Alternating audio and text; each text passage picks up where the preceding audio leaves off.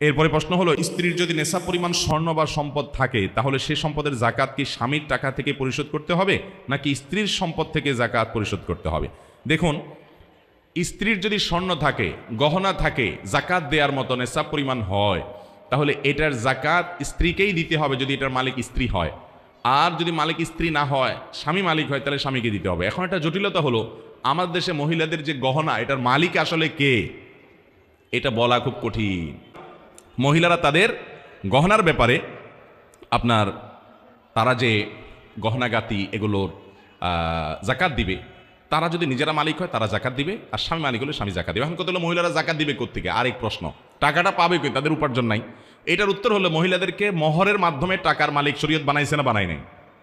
এখন মহিলা যদি নিজের মহরের টাকা নিজে না নেয়, স্বামীরে মাফ করে দেয়, তো সে নিজের পানি যে কুড়াল দিছে। মহিলাকে বাবা মায়ের পরিত্যক্তের সম্পদ ইসলাম অধিকার দিছে না দেয় নাই? আবার তিনি ঘরোয়াভাবে চাইলেও নিজে অনেক উপার্জন করতে পারে পর্দার মধ্যে থেকেও, তাহলে তাদের উপার্জন অনেক মাধ্যম আছে। স্বামীর কাছ থেকে হাত খরচ স্বরূপ, উপহার স্বরূপ টাকা পয়সা নিতে পারে, এগুলো থেকে তিনি জাকাত আদায় করবেন। আর যদি এগুলো তার না থাকে, স্বামীকে রিকোয়েস্ট করেন, স্বামী তার হয়ে জাকাত আদায় করেন, তাতেও আদায় হয়ে যাবে। কিন্তু তাকে জানাবে যে ঠিক আছে, তোমার গহনা জাকাত আমি দিয়ে দিলাম। স্বামী স্ত্রীর মধ্যে আমাদের দেশে আলহামদুলিল্লাহ বন্ডিং বোঝাপড়া থাকে বেশিরভাগ ফ্যামিলিতে। স্বামী বললো ঠিক আছে, আমি তোমার স্বর্ণের জাকাত দিয়ে দিলাম, বা স্বামীকে বললো আমার জাকাতটা তো আসতে দিয়ে দিও, স্বামী দিয়ে দিল, তাতেও আদায় হয়ে যাবে।